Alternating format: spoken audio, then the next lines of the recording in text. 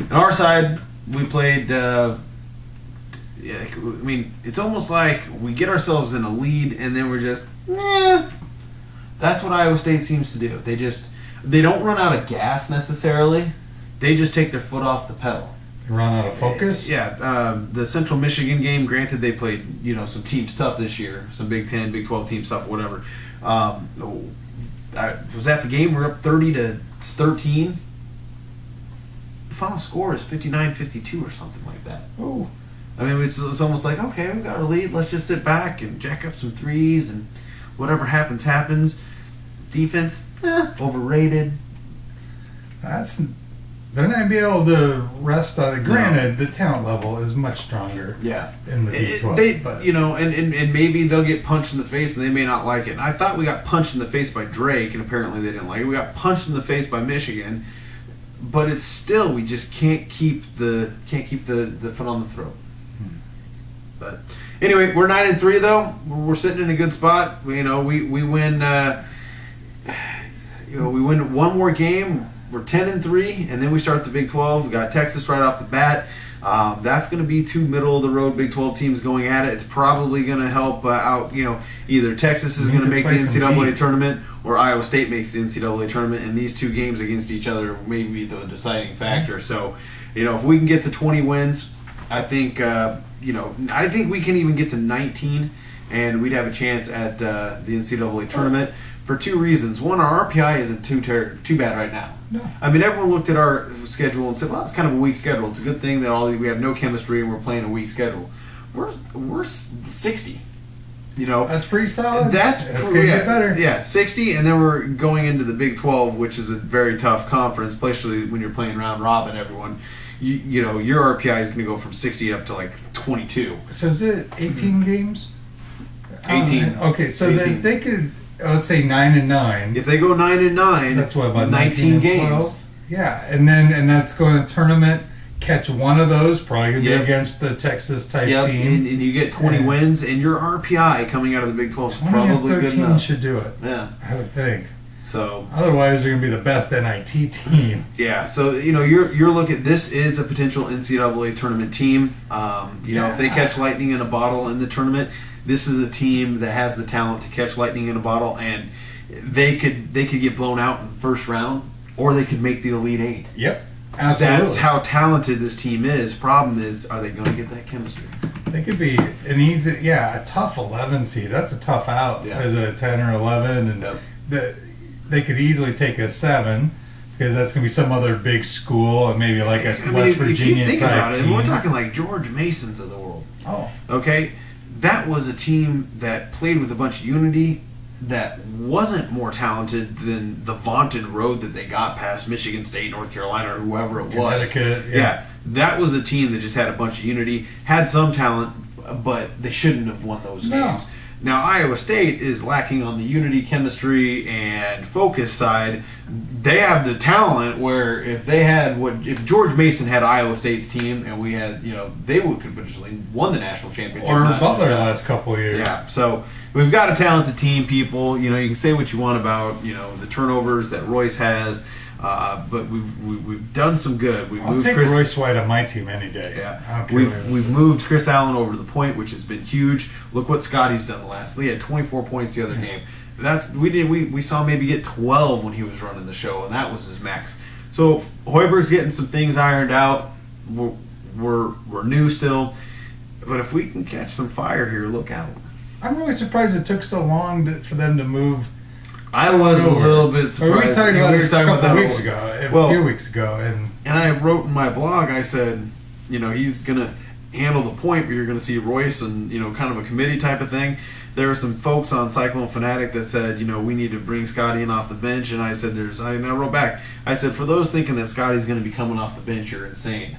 Before Scotty goes to the bench, they're going to find a way to get him at the 2 guard. Yeah. That's what's going to happen. That's a good call. So, and guess what? He didn't go to the bench, guys. He went to the 2 guard. Deuces. So, you got anything else? I do, actually. I don't know if you saw this. It just came out a few hours ago. Pac-10 in 2017 is going to play the Big Ten one game little bit of a threat potentially for the Iowa State game. Yeah, little nervous about that. It kind of quashes any expansion plans going forward, which I think that's a good thing. Let's leave it where it's at. Nuts to Notre Dame. I would use harsher language, but we have a lot of kids that watch this show, and I'm for that. It probably definitely puts the kibosh on the Iowa UNI type games. I'm looking forward to it. I don't mind watching an Iowa-Washington State game, even if it's Iowa-Utah, Iowa-Colorado. Of course, Iowa-USC will be cooler. Iowa-UCLA, conjure up some old memories. Maybe Ronnie Harmon can throw out or do the coin if he can hold on to it long enough. Things like that. Arizona again.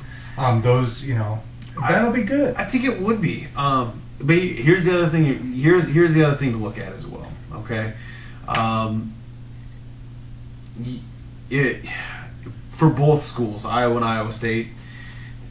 Iowa State's probably not. I would love it, but probably not going to be in a scenario where they're working at a BCS championship. Okay, but you never know if you have like this year, or in terms of the kind of battle that went on to see who was going to play LSU, or the ones in the past where you had multiple undefeated teams.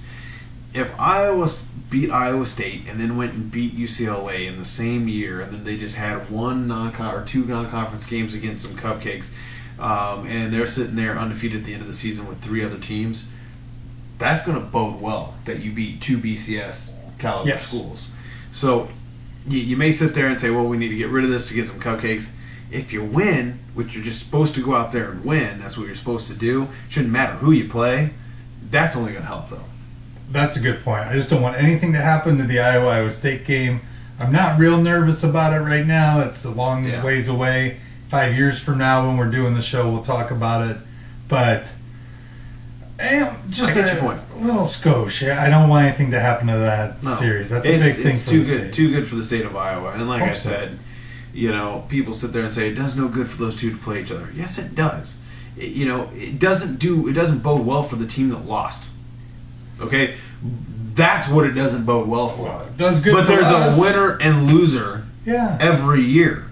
It's not bad anymore. At least it seems to me. If Hawk fans may feel different, it is not bad to lose to Iowa State. Iowa State, it's not bad to lose to Iowa. You're losing to a BCS school. I don't think there's a disparity between the teams like there was back in the 80s and 90s. No. It's 2 even schools from 2 BCS conferences duking it out. So, try to tell Clemson and South Carolina to stop their game. Yeah. They're not going to. Happen. It's not happening. Tell Michigan to stop their game with Notre Dame. Probably not going to happen. Probably not going to happen.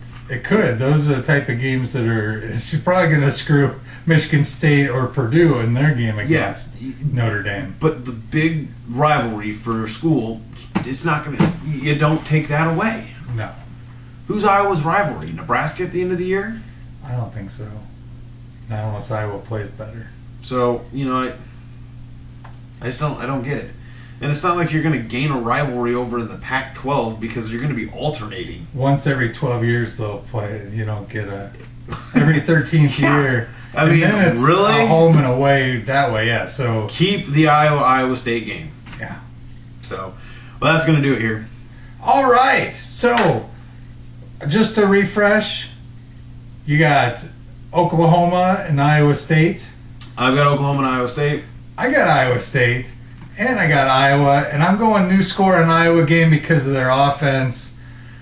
47-19. 47-19 Iowa. Instead of 19, well, I'm going to go 47-18 is what I meant to say. 47-18 Iowa. Instead of 1847 when Iowa was founded. All right. 47-18. Going with Iowa to lose, and Iowa to lose by 27. I was going to say something along the lines of 35-7. Which is 28. All right. Now, you can't get great math as well as expertise like that in any show. Yes. Thanks for watching. Iowa State, Rutgers, I'm going to say, I don't remember. We gave our scores last. I don't know. Iowa State wins. And I agree. All right. I concur. That'll do it. CyHawk. Thoughts, signing out. Happy New Year! Happy New Year. We'll see you next week. We'll talk about the games. Hopefully we'll have some positive things to say. If not, it could be a real dreary CyHawkThoughts show. 7 minutes. Yes. They played game over. Happy New Year. Chug along. Woo! All right. Later, everybody.